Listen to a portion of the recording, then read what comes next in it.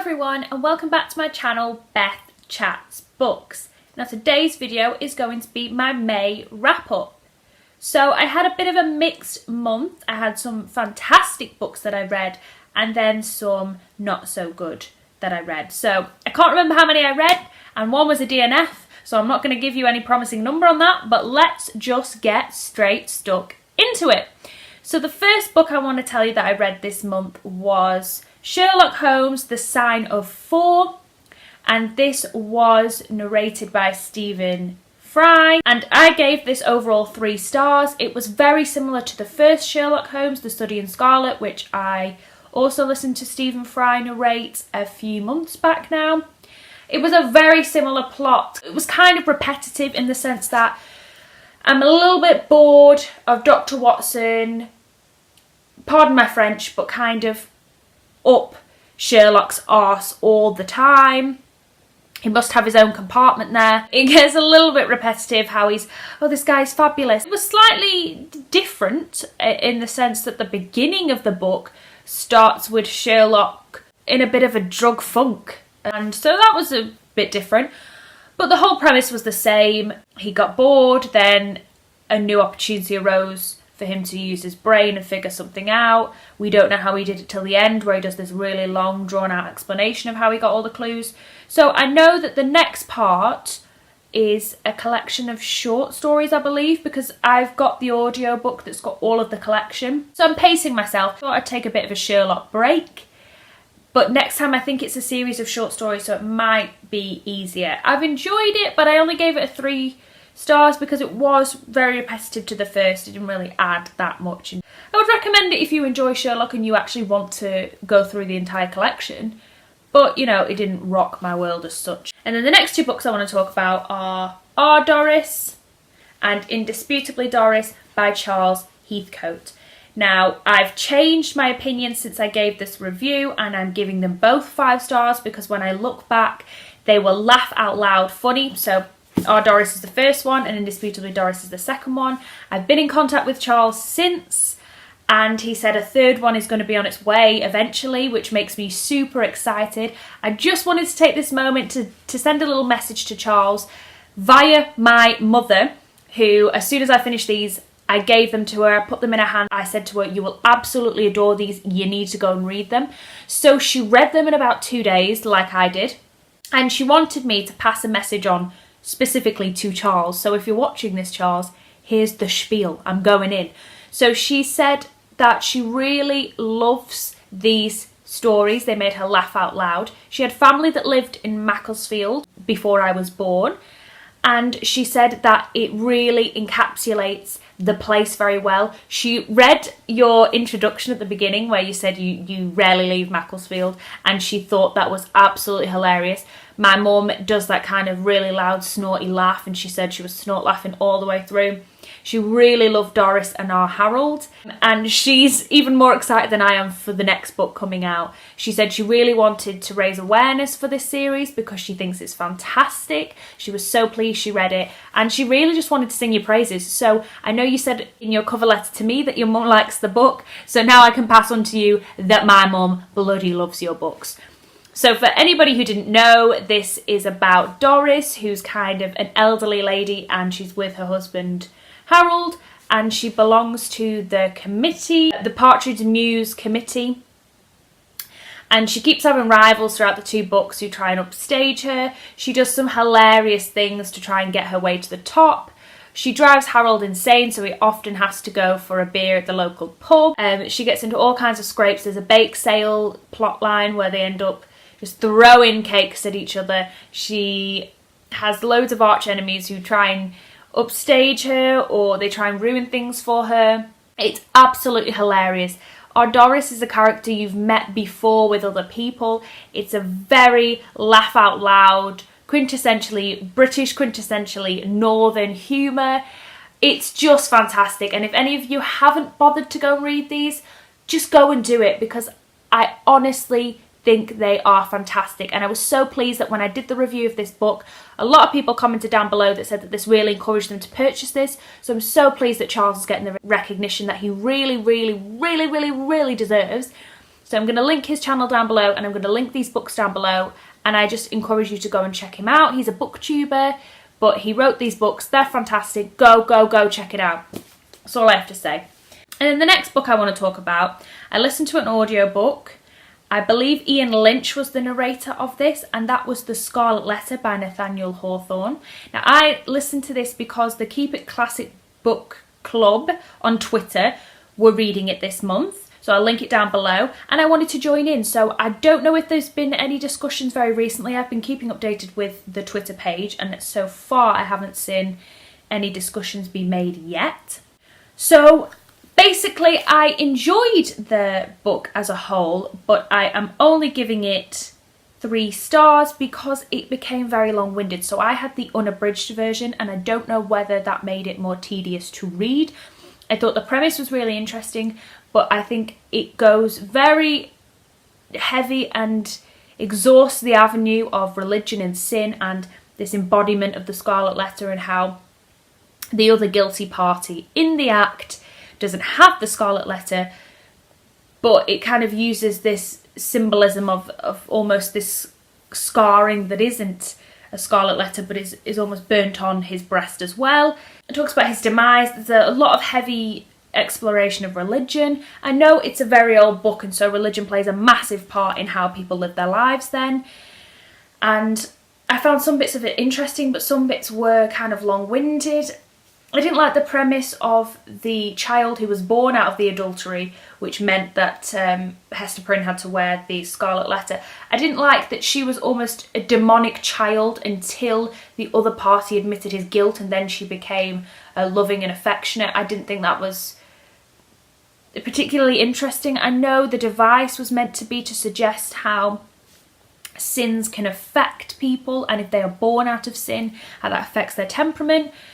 But overall, I really wanted to love it because I've heard so many amazing things, and it brings up some really interesting points about sin and adultery and morality and all these different things. It does present some really interesting points of view and discussion points, so I can understand why it was in school curriculums, because it does offer a lot of food for thought. But overall, I was listening to it every morning on the way to work, and it got a little bit dry. I kind of just wanted it to finish.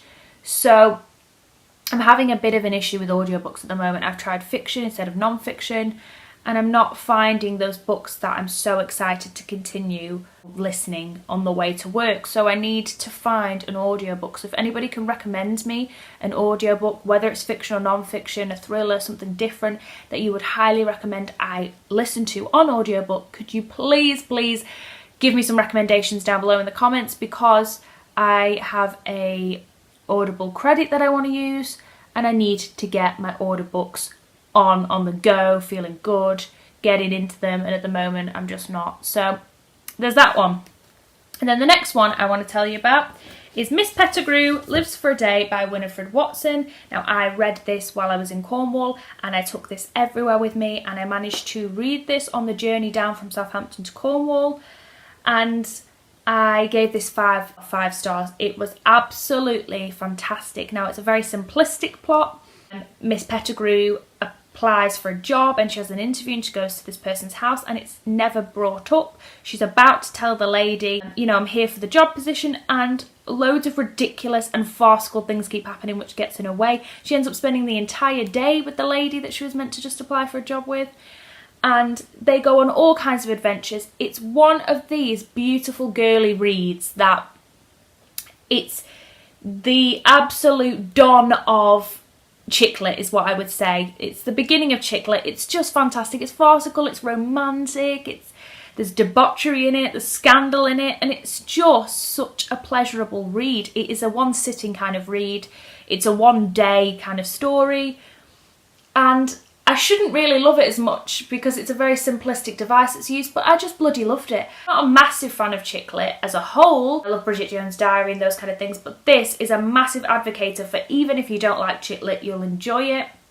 It's made me more interested in checking out some chick lit because it was such a pleasurable read, and it's made me so excited to continue with my Persephone collection, because I know this is a highly regarded Persephone book, but I've got a couple of others in the cupboard, and if I'm going to enjoy it as much as this one, It's just going to be an exciting ride. This really is a fun little read and a fun ride. So I really don't have any more to say on it because it's just fantastic, and I highly recommend that anybody who likes kind of girly books, but also if you're on the fence about whether you like chick lit, this is the beginning of chick lit for me. This is when it all started to kind of come together and be explored. It's just fantastic. Go and check this out. What more can I say? And then the next book I want to talk about is my DNF. And I took it back to the library, so I haven't got it to hand, but that's Barkskins by Annie Proulx. And I had to DNF, unfortunately. Now I have a lot of thoughts about this, but I'm going to try and concise it so it's not too much of a waffly video. So the book follows two French men who get sent over to what becomes Canada, and they are kind of enslaved there. They have to spend 2 years there with this overseer, the kind of boss, I'll call him, and they have to start destroying the trees and making a place for him to live. And then eventually part of the deal is that they work there 2 years out, they get a little bit of a plot of land near where they've set up, and from that they can be on their merry way and live in this place. So it doesn't go to plan. One of them escapes and he creates a massive timber company called Jukes and Sons, and then the other guy ends up staying. He doesn't know anything other than chopping wood, and he gets forced by his boss to marry his boss's indigenous servant, and he has offspring with her, and then it goes from those two characters through the generations. Now some of the stories were really interesting and I was really invested in it. I'm not particularly interested in kind of the timber trade, the kind of pine, cutting trees, building buildings out of them, you know, making things.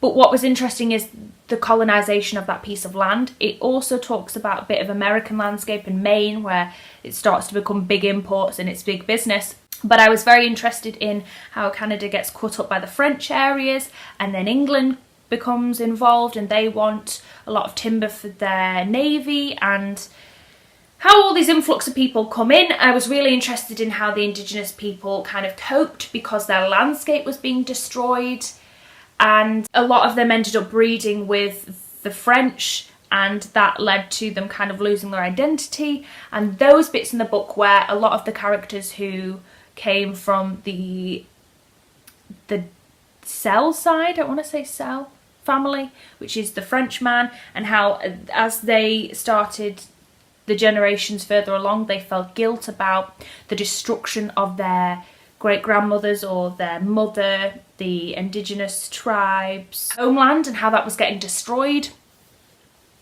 and how the indigenous population was either being killed off or they were forced to have offspring with the French descendants, and how this kind of muddled their identity. I found those bits really interesting. However, I got to page 400 and it's a 720 page book, I believe, and it started getting to the point where I couldn't really keep a hold of the threads of the two different timelines very well, and it started to get very repetitive. The font was extremely small on the book, and I believe that the descendants are going all the way to present day, to nowadays, the 21st century, and I just couldn't see the progression being anything particularly positive. The characters were getting more watered down for me because I was getting lost about who belonged to whom. And it was starting to get into the more big business of the families were negotiating, particularly on the Duke and Son side, about how to retain any kind of monopoly in this business and area, and that's things that I started to lose focus on. I'm particularly driven by characters, and there were some very interesting characters early on that I really enjoyed, but as you get further along, and as the book is so long and there's so many characters to get through, you can't get attached to a character for very long, which I don't enjoy.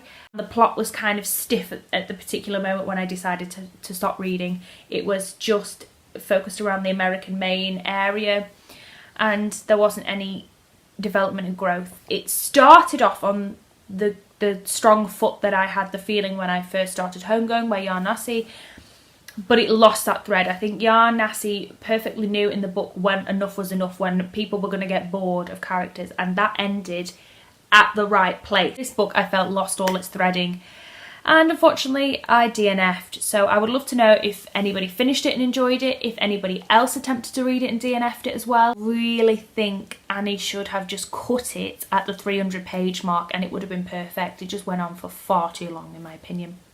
So I'm not giving it a rating because I DNF'd it, but there's that.